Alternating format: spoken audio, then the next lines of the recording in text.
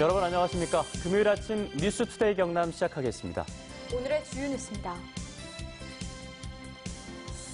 우리나라 3대 화강석 산지 거창에서 채석장 주변 주민들이 소음과 진동, 날림먼지로 고통을 호소하고 있는 현장을 취재했습니다. 밀양 송전탑 건설 과정에서 경찰이 반대하는 주민들의 인권을 광범위하게 침해한 것으로 드러났습니다. 주민들은 아쉽다는 반응입니다. 23명의 사상자를 낸 안인득 방화 살인 사건에 대해 경찰의 조치가 미흡했다는 결론이 나왔습니다. 징계 절차를 진행하기로 했습니다. 진주시의회가 삼성교통 파업 사태에 대해 행정사무감사를 벌였습니다. 부산교통에 대한 항소 포기와 후속 조치가 도마에 올랐습니다.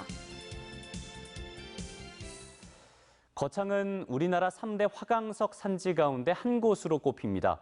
그래서 화강석 산업은 수십 년 동안 거창의 핵심 산업 역할을 해왔습니다. 하지만 채석장 주변의 주민들은 소음과 진동, 또 날림먼지 때문에 고통을 호소하고 있습니다. 이준석 기자가 그 현장을 취재했습니다. 허연 속살을 드러낸 덕유산 자락, 화강석 채석장입니다.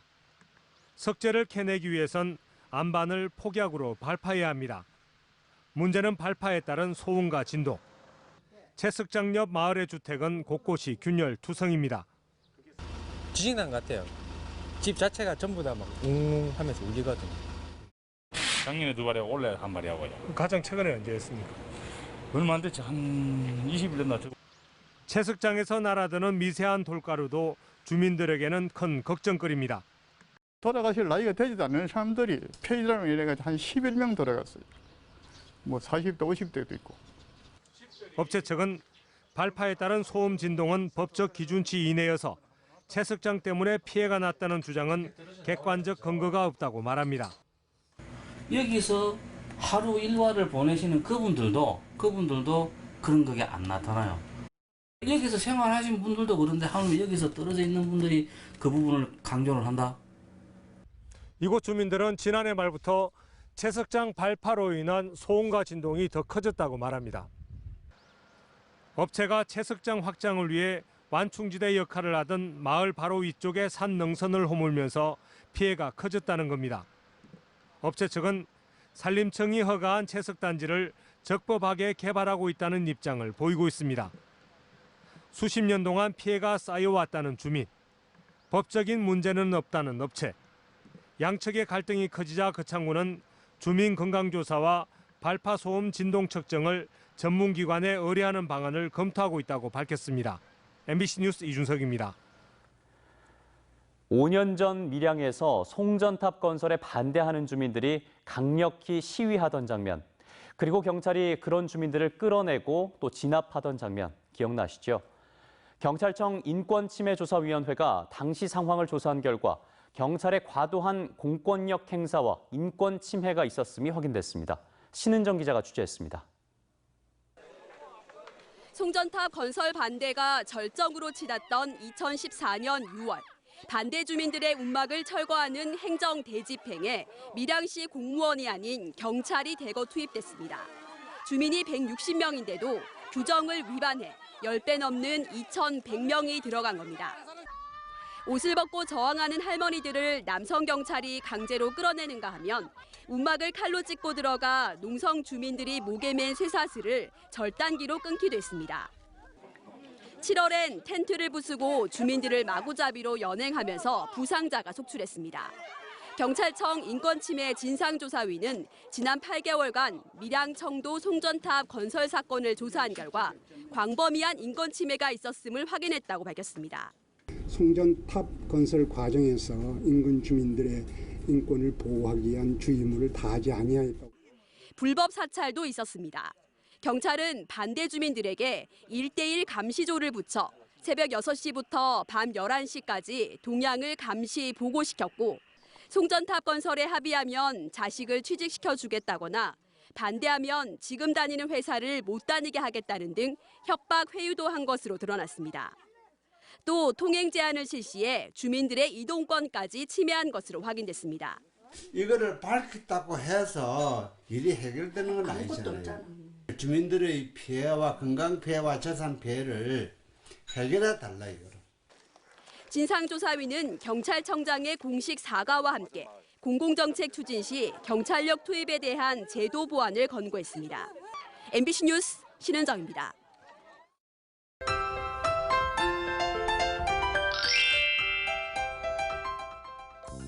이번 주는 비 소식이 잦습니다. 오늘도 오후부터 경남 서부 지역을 시작으로 경남 전 지역에 비가 내리겠습니다. 이 비는 오늘 밤에 대부분 그칠 것으로 보이는데요. 예상 강수량은 경남 내륙 지역이 5에서 20mm, 남해안 지역은 10에서 40mm입니다.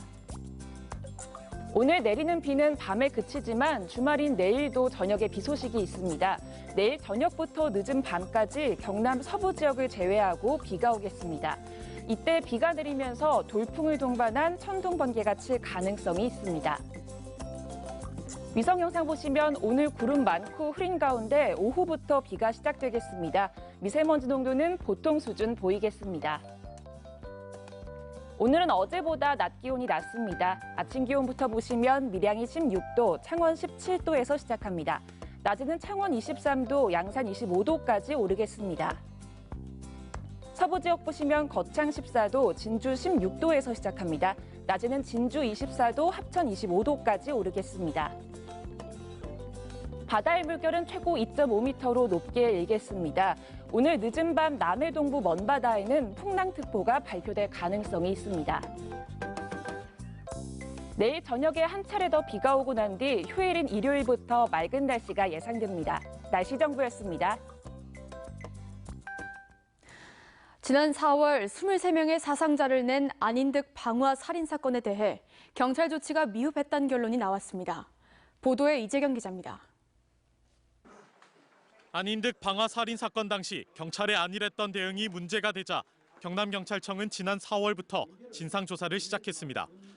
2달간 이뤄진 조사 결과 경찰은 안인득 관련 신고 8건 중 4건에 대해 대처와 예방 활동이 미흡했다고 인정했습니다.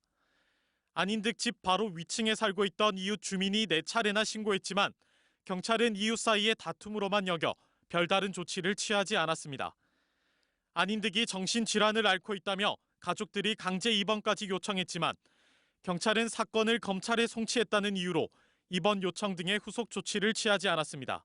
형이 안인득이 정신 이상이 있다라고 했음에도 불구하고 자기가 봤을 때는 뭔가 정신 착란이 심하다든지 뭐 일상생활이 안 된다든지 아니면 그런 부분에 대해서는 전혀 느끼지 못했다고 합니다.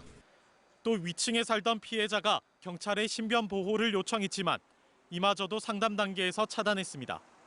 신변 보호 요건에 해당되지 않는 걸로 보고 경비실이나 관리실에 도움을 요청해라. 그렇게 답변을 했습니다. 경찰은 관련 경찰관 11명을 경남경찰청 인권시민합동위원회에 넘기기로 했습니다. 경남경찰청은 감찰 조사 의뢰 여부를 결정한 뒤 징계 절차를 진행할 예정입니다. 또 제2의 안인득 사건 예방을 위해 고위험 정신질환자 정보를 관련 기관과 공유하는 시스템 구축을 고민하고 있습니다. 안인득 사건을 계기로 지자체와 경찰, 보건당국이 정신질환자들을 체계적으로 관리할 수 있는 통합관리 시스템을 구축할 수 있을지 주목됩니다. MBC 뉴스 이재경입니다. 삼성 교통 파업 사태를 계기로 진주시의회 시내버스 특위가 꾸려진 가운데 진주시의회가 해당 부서를 대상으로 행정사무감사를 진행했습니다. 부산교통에 대한 항소 포기와 삼성교통 사태에 대한 후속 조치가 도마에 올랐습니다. 서윤식 기자입니다. 유재수 의원은 부산교통의 부당 이익금 28억 원 환수를 위한 1심 재판 패소 후 진주시가 항소하지 않은 것에는 다른 이유가 있다고 주장했습니다. 유 의원은 그 근거로 그동안 진주시가 공개를 거부해온 판결문을 제시했습니다. 이 판결문입니다. 진주시가 그냥 재정지원금 처분을 취소해갖고 반환받으면 될 걸. 그걸 하지 않기 위해서 이 재판을, 이길 수 없는 재판을 시작해서 지고 나서 1심 지고 나니까 끝을 냈다. 연화수 자문을 받아서 어떻게 하는 처리 방안을 저희도 받아가서 했던 사항이라서. 이현욱 의원은 삼성교통 노조의 파업으로 전세버스 투입 등에 38억여 원의 예산이 투입됐지만 아무도 책임지지 않고 있다며 진주시에 후속 조치를 주문했습니다. 피 같은 돈을 38억을 갖다가 49일 동안을 집행을 했는데도 이 뭐 책임지는 사람이라든지 시내버스 승객 감소에 따라 버스 감차가 필요하다는 주장에는 입장이 엇갈렸습니다. 버스를 타는 인원이 정말 많이 줄은 걸로 알고 있는데 이 버스를 대폭적으로 감찰 계획은 없습니까? 근데 교통약자들이 시내버스를 빼버리면 이동할 방법이 없어요.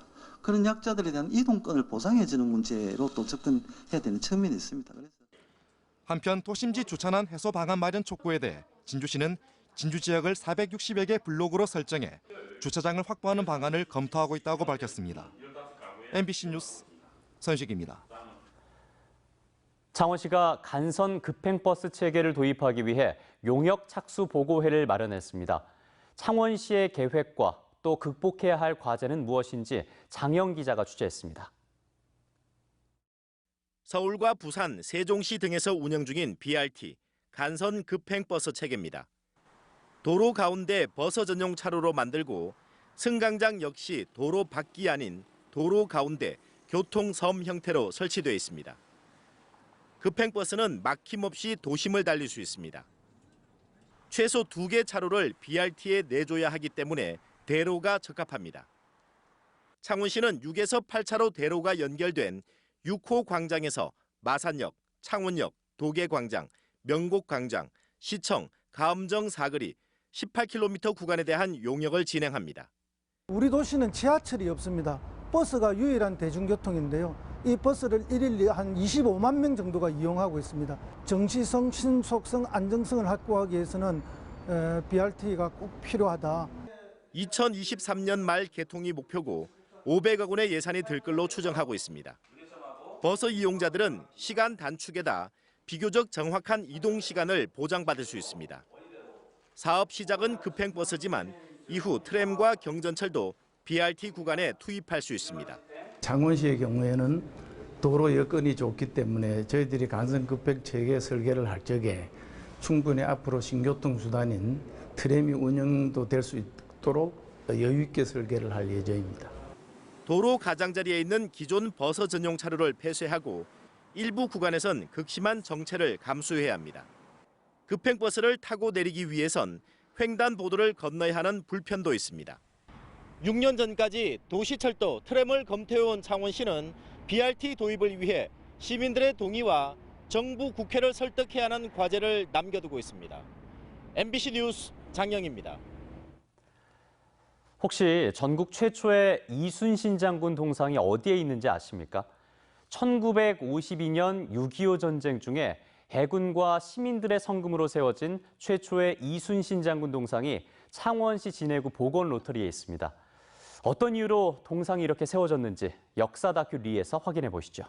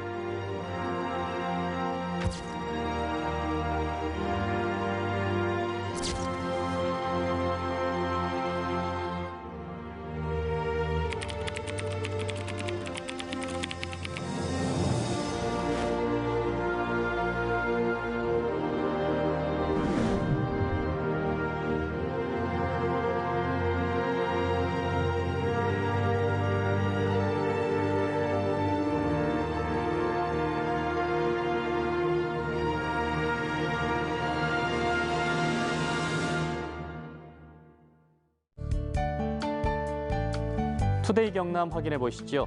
2019 찾아가는 사회적 기업 제품 우선 구매 제도 설명회가 오늘 오전 11시 거제시 블루시티홀에서 열립니다. 제12회 국가유공자와 보훈가족 위안 행사가 오늘 오전 11시부터 고성축협에서 진행됩니다. 제2회 경남과 부산 별정우체국 친선단합대회가 내일 오전 합천군 합천중학교에서 펼쳐집니다. 사천의 우주미술관 개관식이 내일 오후 3시부터 사천시 정동면 사천강변에서 열립니다. 기업 회생 절차를 밟고 있는 성동조선해양의 3차 매각도 결국 실패로 돌아갔습니다. 창원지방법원 파산부는 3차 매각 본입 차례 3개 업체가 인수 의향서를 제출했지만 2차 매각 때와 마찬가지로 모두 자금 증빙 서류에 문제가 있어 유찰됐다고 밝혔습니다. 남은 넉 달 동안 한 차례 매각을 더 진행할지 여부가 남았지만 기간도 짧고 추가 입찰 참여 업체도 없어 파산 가능성에 무게가 실리고 있습니다. 김해시 등 비수도권 50만 이상의 대도시를 준광역시의 권한이 부여되는 특례시로 지정하는 법률안이 국회에 제출됐습니다. 법률안을 공동 발의한 김정호 국회의원은 인구가 적은 지방의 현실적 특성을 고려해 수도권은 100만, 비수도권은 50만 이상의 도시를 특례시로 지정하는 방안을 제출했으며 이 경우 김해시를 비롯해 충남 천안과 전북 전주 등 5개 시가 특례시로 추가 지정될 수 있습니다. 경상대학교와 경남과학기술대학교의 대학통합실무위원회가 첫 발을 내디뎠습니다. 어제 경남과학기술대학교에서 첫 회의를 가진 통합실무위원회는 3개 분과로 구성돼 통합대학의 비전과 특성화, 교육 및 연구, 행정과 인프라 부문의 청사진을 제시합니다. 한편 양 대학은 통합계획을 마련한 뒤 빠르면 올해 말까지 대상 구성원들의 투표를 통해 통합 여부를 결정하기로 했습니다. 한국비정규 교수노조 경상대 분회가 강사법의 온전한 시행과 시간 강사 고용 보장을 내걸고 쟁의 행위에 대한 조합원 찬반 투표를 한 결과 94.3%의 찬성률로 가결했다고 밝혔습니다. 경상대 분회는 어제 대학본부 앞에서 파업 선포 결의대회를 열고 철야 노숙 농성에 돌입했으며 전면 파업 시 성적 입력을 거부하기로 했습니다. 분회와 경상대 양측은 그동안 단체 협상을 진행하고 경남지방노동위원회에 조정 신청을 했지만 합의점을 찾지 못해 결렬됐습니다. 가뭄 피해에 대비하기 위한 경남의 농업용지하수 개발 사업의 80%가 수의 계약인데다 명확한 사업 기준 없이 진행돼 대책 마련이 절실하다는 지적이 나오고 있습니다. 장종화 도의원에 따르면 경남도가 농업용 지하수 개발 사업을 위해 지난해까지 5년 동안 도비 130억여 원을 들여 470억 건의 농업용 지하수 개발 사업을 진행했는데 이 가운데 약 80%인 370여 건이 수의 계약으로 나타났습니다. 장 의원은 도내 다수 시군이 지하수 개발 사업을 자체 기준도 없이 추진하고 있어 특정 개인에게 시민 세금으로 농업용 지하수를 파주는 특혜성 사업으로 변질할 가능성이 크다며 엄격한 지도 감독을 촉구했습니다. 부마 민주항쟁 피해자 21명이 창원과 부산지방법원에 손해배상 소송을 제기하기로 했습니다. 부마 민주항쟁 기념재단은 부금되거나 피해를 본 사람은 1,500명이 훨씬 넘는 것으로 알려져 있지만 진상규명위원회를 통해 인정된 피해자는 230여 명에 불과하다고 밝혔습니다. 재단은 피해자들의 구금 기간은 짧지만 혹독한 고문과 폭행, 40년 동안 받은 사회경제적 피해는 보상이 이뤄져야 한다고 주장했습니다. 경상남도와 고성군, 한국항공우주산업 카이 등 3개 기관이 항공기 부품 생산공장 대상지인 고성 2당 일반산업단지 착공을 9월로 잡고 현장 점검 회의를 열었습니다. 카이는 지난 4월에 중형 항공기의 주날개를 2030년까지 공급하는 6,200억 원 규모의 계약을 이스라엘 군수업체와 맺은 데 이어 일반 산업단지에 700억 원을 투입해 350여 명이 근무하는 공장을 지을 계획이라고 밝혔습니다.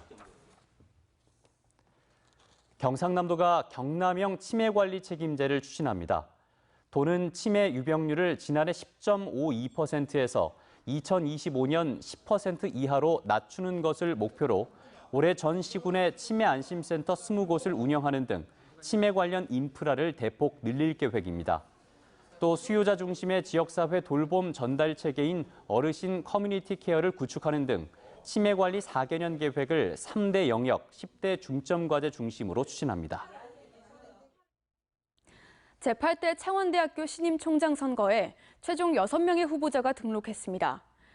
창원대 총장 임용 후보자 추천위원회에 따르면 6명의 후보자는 모두 창원대학교 소속 교수로 어제부터 26일까지 선거운동에 돌입하며 투표와 개표는 오는 27일 진행될 예정입니다. 남해군이 경상남도의 도시재생 전략계획을 최종 승인받아 남해읍 시장과 서변마을 그리고 봉전마을을 도시재생 활성화 지역으로 확정했습니다. 남해군은 새로운 삶의 터전, 보물섬 남해살이를 위해 남해읍 시장은 관광 중심형 중심시가지로, 서변마을은 주거지 원형으로, 봉전마을은 봉화산과 연계한 주거지로 재생을 추진할 계획이라고 밝혔습니다. 지금까지 경남 소식이었습니다. 함께해 주신 여러분 고맙습니다.